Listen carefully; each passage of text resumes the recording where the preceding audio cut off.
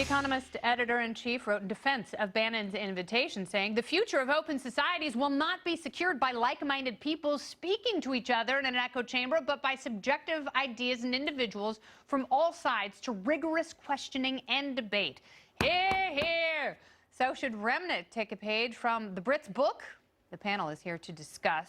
Tonight, she's National Taxpayer Union Senior Fellow and Center for a Free Economy board member. Mattie Duppler is back, along with Reason.com associate editor and free speech advocate Robbie Suave, and attorney and author of Lawfare, The War Against Free Speech, Brooke Goldstein. Well, this is a perfect topic for this crowd tonight. Welcome, everyone. Brooke, I will start with you. There are a lot of people who dislike Steve Bannon. They don't agree with him politically. They don't like his tactics. They don't like the way he behaved in the White House.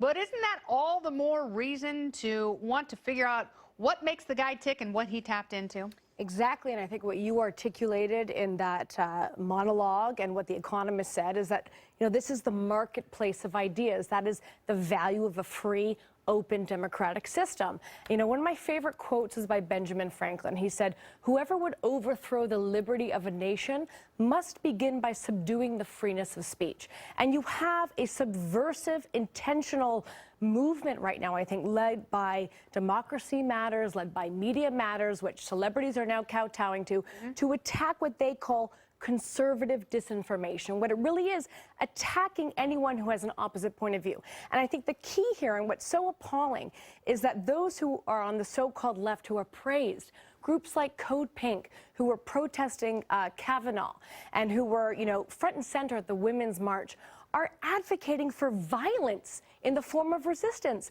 And they're doing so with total impunity. So it's total hypocrisy. And it's so easy to get the mob riled up. I mean, that's what's so comical about it, is reading some of these tweets from Judd Apatow and Jim Carrey and Chelsea Clinton, because, all they do is boil down their summation into one pejorative, which is, I will not normalize hate. Right. And they end up looking so cowardly. They look like their ideas must be weak if they're so afraid of going up against someone like Bannon in intellectual combat. And it's just, and it's also ridiculous to say that, like, having him would normalize. I've got news for you. He's already normal. His ideas are popular. They have influenced on immigration, at least, on trade, have influenced Trump and what the administration does. So it's too late. Doug Jones is very happy for Steve Bannon. So what can you do but challenge this? You can't stop people from hearing about it. I think Remnick had the right idea, because he was going to get him on stage. This is a crowd unfriendly to Steve Bannon, and he was going to kind of go after him. I don't have a problem with that. Bannon knows what he's getting into. He knows the New Yorker isn't going to be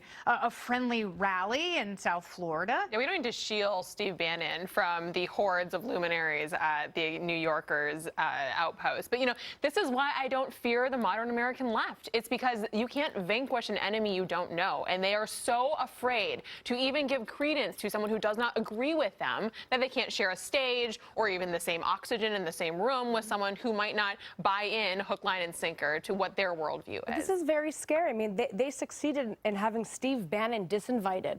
And when someone like Chelsea Clinton tweets, "I don't want to normalize bigotry," and what they're doing is normalizing the suppression of free speech, when all she has to do is look at her mom. When Hillary Clinton was Secretary of State, she was instrumental in a UN resolution that attempted to ban in international law free speech that they deemed xenophobic. This is a huge threat, I think, to our liberal democracy. Yeah, because, what if the shoe was on the other foot? Well, and it's a problem that we can't even be in the same room, right? That the right, the Bannon-type people, they have their own events and they have their own media sources, and then the left wants and that was the point made at the top of the show, which is, if there's one thing we can take away from John McCain's parting and, those who eulogized him, it's civility. It is openness. It is curiosity. It is these things that are missing right now from the discourse. And it was, a lot of people on the left who were the ones fawning over him and his... Sort of people who want to have a conversation, even though they might disagree on things, but they want to talk about it, I think are the people who are most frustrated right now in the political moment we live in. Well, I'm frustrated because there's not enough time for other stuff,